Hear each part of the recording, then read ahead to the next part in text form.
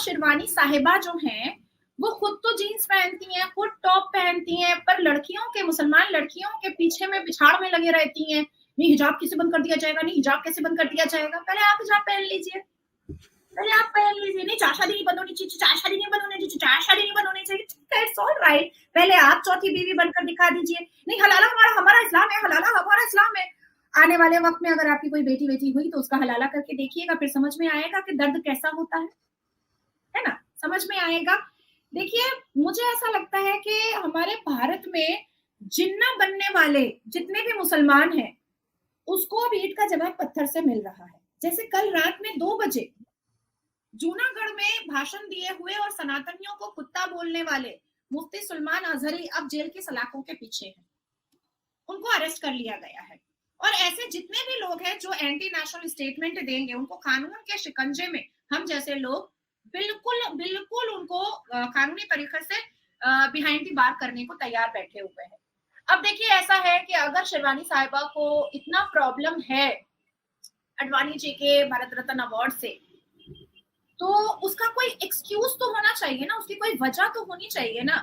वो कह रही है कि बचपन से उनको बहुत तकलीफ हुई है। ये बात तो मनव्वर फारूकी ने भी बोला है, डोंगरी वाला, जिसको सलमान खान ने बहुत बड़ा दर्जा देने की कोशिश की है, पर उसको बड़ा दर्जा नहीं मिलेगा। तो इसी देश से आरफा खानम शेरवानी को रिनाउंड फेस बनाया गया है। और आप जैसे जर्नलिस्ट भी जो कभी पाकिस्तान के चैनल पर, बड़े चैनल पर जर्नलिज्म कर चुकी हैं आप, और भारत के अगेंस्ट में भी बात कर चुकी है, कश्मीर के को लेकर के भी आपने बहुत सारी बातें कही हैं। तो आज आप जैसा जर्नलिस्ट जो मोदी भक्ति करने में नहीं थक रहा है, तो मुझे ऐसा लगता है कि आने वाले वक्त में या तो उनका टिकट टू सीरिया या टिकट टू पाकिस्तान हो जाएगा, या तो फिर वो समझ जाएंगी कि नहीं भाई ठीक है, जो भारत में जो तरक्की याफ्ता देश और जो भारत इतना सक्सेस हो रहा है उसी को एक्सेप्ट कर लेना चाहिए। ये जो झूठ का पलीदा है और ये जो झूठ का चूरन है, ये जो फितनाबाजी है, ये चलेगी नहीं। ये चीज आज नहीं कल समझ में आएगा। लेकिन होता क्या है ना कि लात का भूत बात से मानता नहीं है।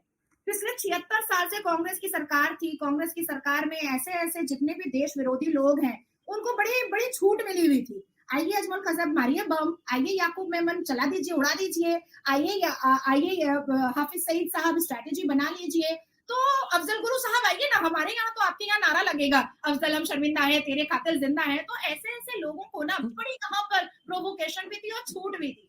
मगर ये देखे ना नाजिया कि हमारे यहाँ बहुत से लोगों ने, जिसमें जर्नलिस्ट भी शामिल हैं, कई लोग शामिल हैं, इवन पॉलिटिशियंस शामिल हैं, हम लोगों ने देखा कि किस तरह से काम हुआ भारत में, किस तरह से क्या कुछ चेंज आया। तो मोदी जी के बारे में बहुत से लोगों की राय बदली है, उसमें तो कोई ऐसी बात नहीं है। और जहां तक अगर हमारे टीवी चैनल्स की बात करें, ये मैं जरा टॉपिक से हटके बोल रही हूँ, लेकिन ये कि टीवी चैनल्स की बात करें जिसके कुछ लोग जो है वो न जाने कहाँ कहाँ से क्लिप उठा के लगा रहे हैं कि मैंने अपने टीवी चैनल पे कुछ बोला है, तो मैं ये भी बता दूं कि हमारे टीवी चैनल पे डिक्टेशन दिया जाता है, इसी वजह से मैं काम नहीं कर रही हूँ, वो बात नहीं है। लेकिन मोदी जी ने जब पाकिस्तान वालों की सोच को बदल दिया तो हिंदुस्तान की क्यों नहीं।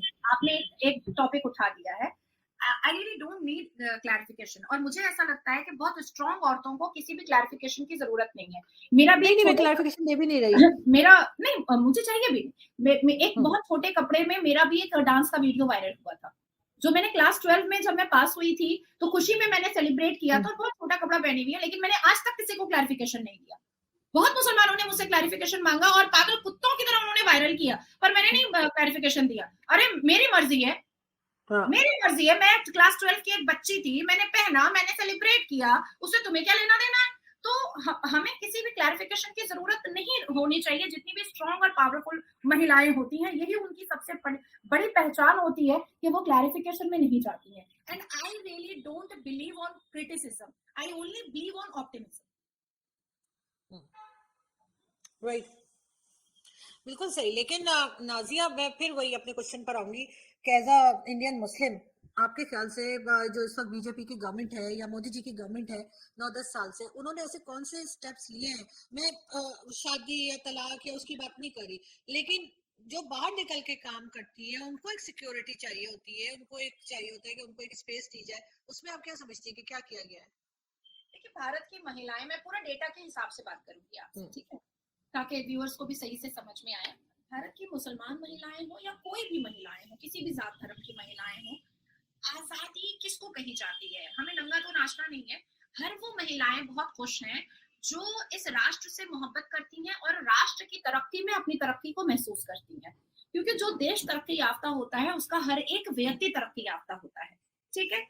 अब भारत में लाखपति दीदी की एक योजना आई, लाखपति दीदी, जिसमें 3 करोड़ महिलाओं का एक डेटा बनाया गया कि हम पहले 3 करोड़ महिलाओं को लाखपति दीदी बनाएंगे, जिसमें 2022 में 1 करोड़ महिलाओं को लाखपति दीदी बना भी दिया गया।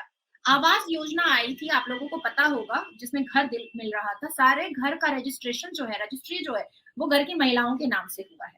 मुद्रा योजना के तहत महिलाओं को घर में बैठ करके काम करने का एक बहुत प्रोविजन दिया गया। 80 करोड़ गरीब लोगों को फ्री राशन दिया गया।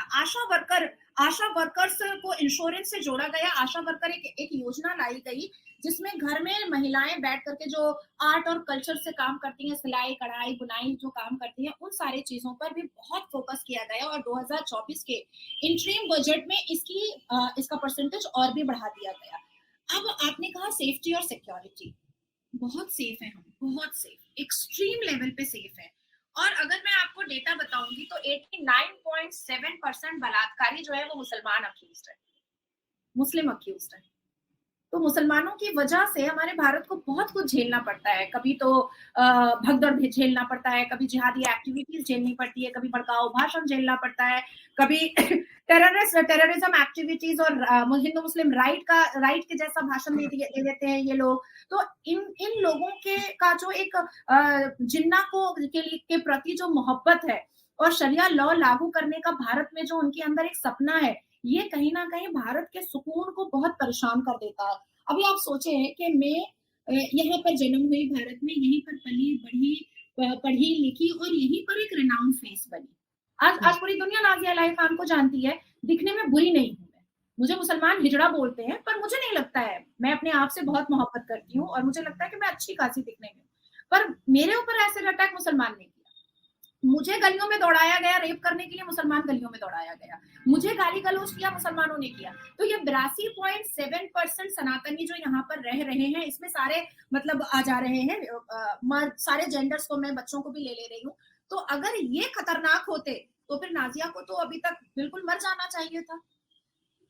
3 लाख से ऊपर मस्जिदें हैं हमारे यहाँ, हम अपने सारे जितने भी फेस्टिवल्स है वो खुलेआम मनाते हैं। यहाँ पर मोर देन 120 करोड़ की आबादी सनातनियों की है, जिसकी वजह से ये देश टॉलरेंस में है, ये देश चल रहा है, ये देश उन्नति कर रहा है। सेफ्टी सिक्योरिटी की तो कोई क्वेश्चन मार्क या डाउटफुल थॉट हमारे मन में आता ही नहीं है। बेचारी अगर वोटिंग भी करती है तो हिंदू लड़कियों की ही करती है, बलात्कार होता है तो क्रिश्चियन लड़कियों का, यहूदी लड़कियों का और हिंदू लड़कियों का होता है, लव जिहाद होता है तो भाई हिंदू लड़कियों का ही होता है, मुसलमान लड़कियों का नहीं होता है, क्योंकि हिंदू लड़के ये करेंगे नहीं मेरे से।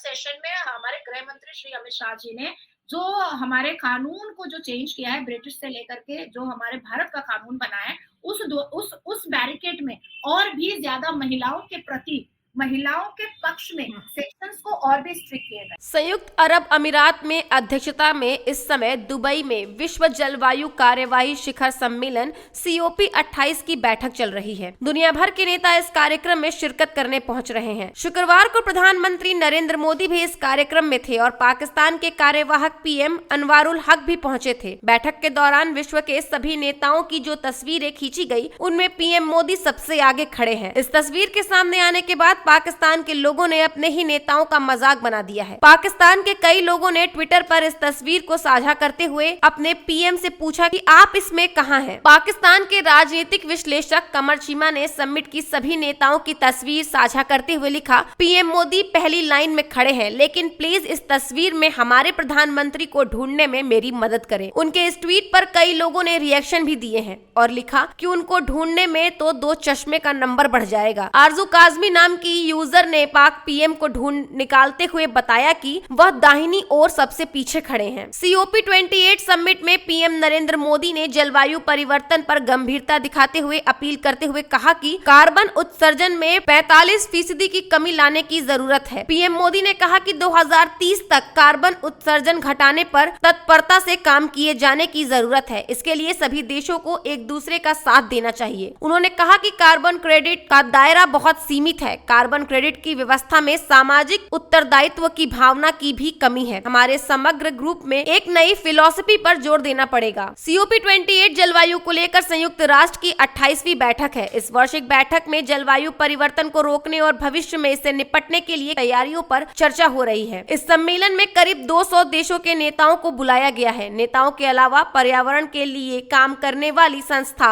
मानवाधिकार समूह भी इसमें हिस्सा ले रहे हैं। दुनिया भर में बीते समय में जलवायु में आए परिवर्तन को देखते हुए यह सम्मेलन काफी अहम है।